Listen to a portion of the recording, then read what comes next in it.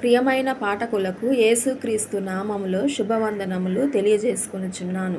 ప్రియులారా, క్రైస్తవులమైన మనము ప్రతిదినము ఒక అధ్యాయము దేవుని వాక్యము చదువుట మన జీవితములకు, మన కుటుంబములకు ఎంతో దీవెనకరము, ఆశీర్వాదకరము.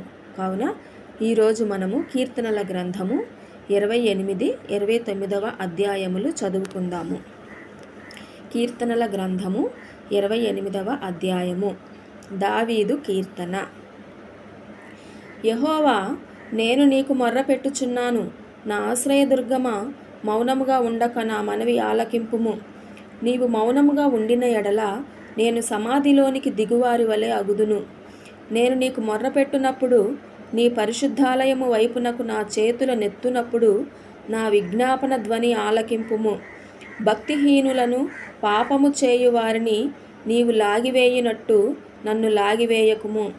వారు దుష్టాలోచన హృదయంలో ఉంచుకొని తమ పొరుగువారితో సమాధానముగా మాటలాడుదురు. వారి క్రియలను బట్టి, వారి దుష్టక్రియలను బట్టి వారికి ప్రతీకారము చేయుము. వారు చేసిన పనిని బట్టి వారికి ప్రతీకారము చేయుము. వారికి తగిన ప్రతిఫలమిమ్ము. యెహోవా కార్యములను వారు లక్ష్యపెట్టరు, ఆయన హస్తకృత్యములను వారు లక్ష్యపెట్టరు. కావున ఆయన వారిని వృద్ధిపరచక నిర్మూలము చేయును. యెహోవా నా విజ్ఞాపన ధ్వని ఆలకించియున్నాడు. ఆయనకు స్తోత్రము కలుగునుగాక. యెహోవా నా ఆశ్రయము, నా కేడెము.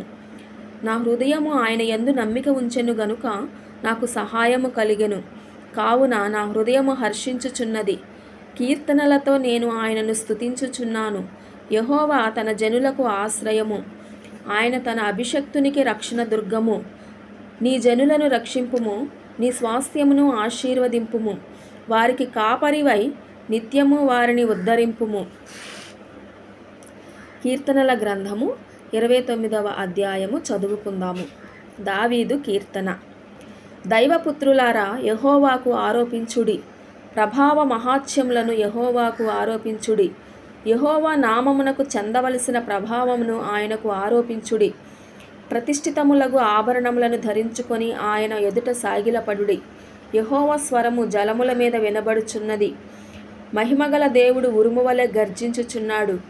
మహాజలముల మీద యెహోవా సంచరించుచున్నాడు. యెహోవా స్వరము బలమైనది. యెహోవా స్వరము ప్రభావము గలది. యెహోవా స్వరము దేవదారు వృక్షములను విరచును. యెహోవా లెబానోను దేవదారు వృక్షములను మొక్కలుగా విరచును. దూడవలె అవి గంతులు వేయునట్లు ఆయన చేయును. లెబానోనును షిర్యోనును గురుపోతు పిల్లవలె గంతులు వేయునట్లు ఆయన చేయును. యెహోవా స్వరము అగ్ని జ్వాలలను ప్రజ్వలింపచేయుచున్నది. యెహోవా స్వరము అరణ్యమును కదిలించును. యెహోవా కాదేశు అరణ్యమును కదిలించును. యెహోవా స్వరము లేళ్లను ఈనజేయును. అది ఆకులు రాల్చును. ఆయన ఆలయంలో నున్నవన్నీ ఆయనకే ప్రభావము అనుచున్నవి. యెహోవా ప్రళయ జలముల మీద ఆసీనుడాయెను. యెహోవా నిత్యము రాజుగా ఆసీనుడై ఉన్నాడు. యెహోవా తన ప్రజలకు బలము అనుగ్రహించును. యెహోవా తన ప్రజలకు సమాధానము కలుగజేసి వారిని ఆశీర్వదించును. ఆమేన్. ప్రియమైన పాఠకులందరూ కూడాను ఈ వాక్యము మీకు నచ్చినట్లయితే సబ్స్క్రైబ్ చేసుకొని షేర్ చేయవలసిందిగా, లైక్ చేయవలసిందిగా కోరుచున్నాను. ఆమేన్.